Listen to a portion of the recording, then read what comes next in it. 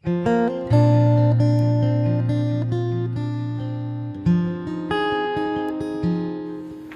sidang jemaat Tuhan yang terkasih.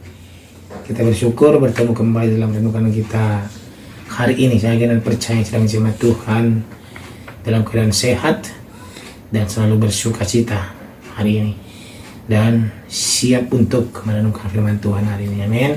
Namun sebelum kita masuk dalam renungan kita hari ini, kita bernyanyi, kita katakan kepada Tuhan, ku nyanyi haleluya.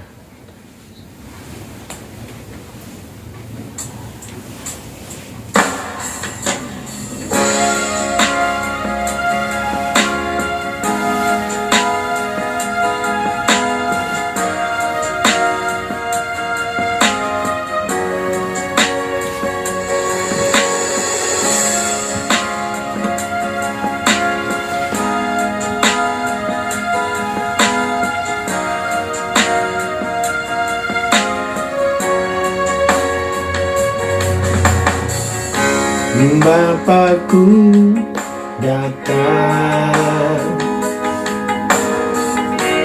menyembahmu di sini. Ku percayakan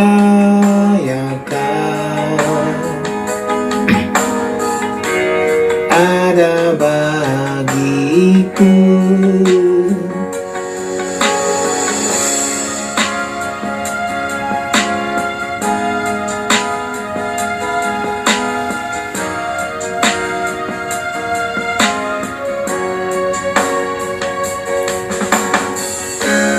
Bapakku datang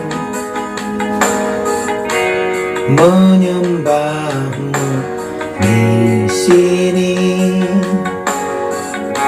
Ku percayakan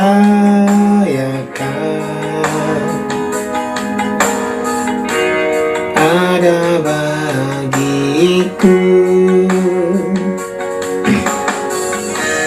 Tak usah ku takut, sebab kau sertaku. Tak usah ku bimbang, kau di dalamku. Tak usah ku cemas, kau penghiburku. Saat ku lemah, kau kuatku. Ku nyanyi haleluya,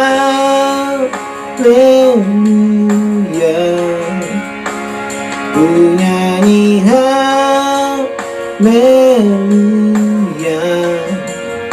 Sungguh kau hebat, ajaib perkasa perbuatanmu.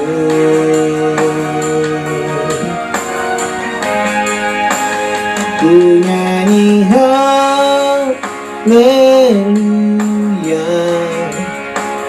ku nyanyi haleluya.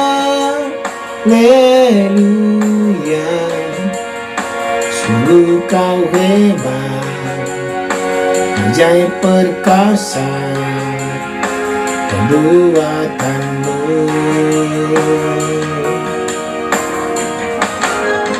Hidupku. Amin.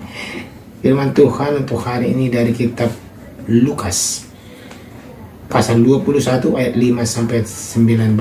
Demikian firman Tuhan.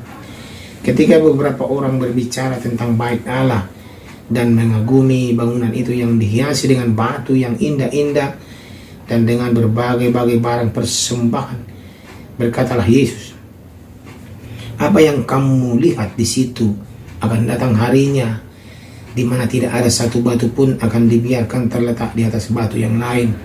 Semuanya akan diruntuhkan. Dan murid-murid bertanya kepada Yesus, katanya, Guru, bila manakah itu akan terjadi? Dan apakah tandanya kalau itu akan terjadi? Jawabnya, waspadalah, supaya kamu jangan disesatkan, sebab banyak orang akan datang dengan memakai namaku dan berkata, akulah dia, dan saatnya sudah dekat. Janganlah kamu mengikuti mereka. Dan apabila kamu mendengar tentang peperangan dan pemberontakan, janganlah kamu terkejut, sebab semuanya itu harus terjadi dahulu. Tetapi itu tidak berarti kesudahannya akan datang segera. Ia berkata kepada mereka, bangsa akan bangkit melawan bangsa, dan kerajaan melawan kerajaan, dan akan terjadi gempa bumi yang dahsyat, dan di berbagai tempat akan ada penyakit sampar dan kelaparan, dan akan terjadi juga hal-hal yang mengejutkan dan tanda-tanda yang dahsyat dari langit. Tetapi sebelum semuanya itu, kamu akan ditangkap dan dianiaya. Kamu akan diserahkan ke rumah-rumah ibadat dan penjara-penjara, dan kamu akan dihadapkan kepada raja-raja dan penguasa-penguasa oleh karena namaku. Hal itu akan menjadi kesempatan bagimu untuk bersaksi. Sebab itu tetapkanlah di dalam hatimu, supaya kamu jangan memikirkan lebih dahulu pembelaanmu. Sebab aku sendiri akan memberikan kepadamu kata-kata hikmat, sehingga kamu tidak dapat ditentang atau dibantah lawan-lawanmu. Dan kamu akan diserahkan juga oleh orang tuamu, saudara-saudaramu, kamu, keluargamu, dan sahabat-sahabatmu, dan beberapa orang di antara kamu akan dibunuh. Dan kamu akan dibenci semua orang oleh karena namaku. Tetapi tidak sehelai pun dari rambut kepalamu akan hilang. Kalau kamu tetap bertahan, kamu akan memperoleh hidupmu. Demikianlah pembacaan firman Tuhan. Tema kita hari ini adalah kita adalah bait Allah. Sidang jemaat Tuhan yang terkasih, untuk menggantikan kemah pertemuan, Raja Salomo membangun bait Allah yang megah di Yerusalem. Ini bisa kita baca dari 1 Raja-Raja pasal yang ke-6. Namun kemudian bangunan itu dirampas lalu dihancurkan oleh Raja Babel. Itu bisa kita baca dari 2 Raja-Raja pasal 25. Kemudian Zerubabel mengepalai pembangunan ulang bait Allah. Ini bisa kita baca di Esra pasal 3. Bait itu kemudian diperluas oleh Raja Herodes untuk mengambil hati orang Yahudi. Bait Allah itu sangat indah, dengan bagian dalam bersalut emas, banyak perkakasnya juga terbuat dari emas. Bait itu juga dihiasi batu-batu indah yang berharga, dan bait Allah itu sungguh-sungguh megah dan indah. Sidang jemaat Tuhan, ketika banyak orang mengagumi bangunan itu, Yesus justru menubuatkan bahwa bait itu akan hancur tanpa bekas, artinya akan diruntuhkan. Hal itu pun digenapi tahun 70 Masehi, ketika tentara Romawi yang dipimpin Jenderal Titus memerangi Yerusalem. Sejak itu bangunan bait Allah musnah. Padahal sidang jemaat Tuhan, kita tahu itu adalah lambang kehadiran Allah di tengah umatnya Israel. Lantas apakah ketiadaan bait Allah menandakan kehadiran Allah? Ini pertanyaan untuk kita. Tentu tidak, sidang jemaat Tuhan. Keberadaan bait Allah menunjukkan kerinduan hati Allah untuk tinggal bersama umatnya. Secara sangat terbatas, hal itu diwakili sebuah bangunan megah di Yerusalem. Namun sidang jemaat Tuhan, Dia telah melakukan hal yang lebih ajaib melalui karya keselamatan yang dikerjakan oleh Kristus. Ketika kita beriman kepada Kristus, Roh-Nya berdiam di dalam kita, maka tubuh kita pun menjadi baitnya. Kita menjadi baitnya, yang di tempat kehadirannya.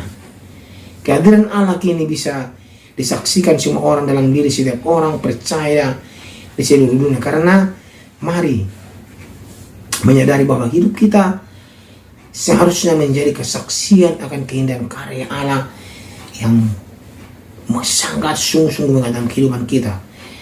Sidang jemaat Tuhan yang terkasih, dan juga Yesus Kristus sudah mengingatkan para murid-muridnya juga bahwa semuanya akan terjadi, dan tanda-tanda yang disebutkan tadi yang sudah kita baca semuanya akan terjadi, dan kesudahannya pun akan terjadi.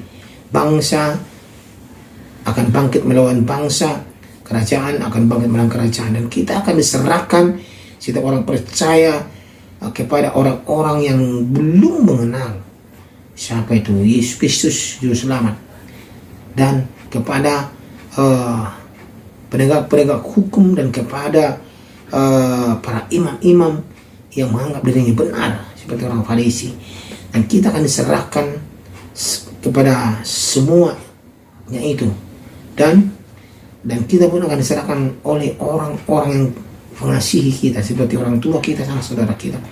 Artinya di sana kita harus siap sedia sidang jemaat Tuhan, siap sedia menghadapi segala sih, tapi kita jangan mengambil suatu alasan untuk membebaskan atau menyelamatkan diri kita. Yakin dan percayalah, kalau kita tak bertahan, kita akan memperoleh hidup yang kekal dalam Yesus Kristus.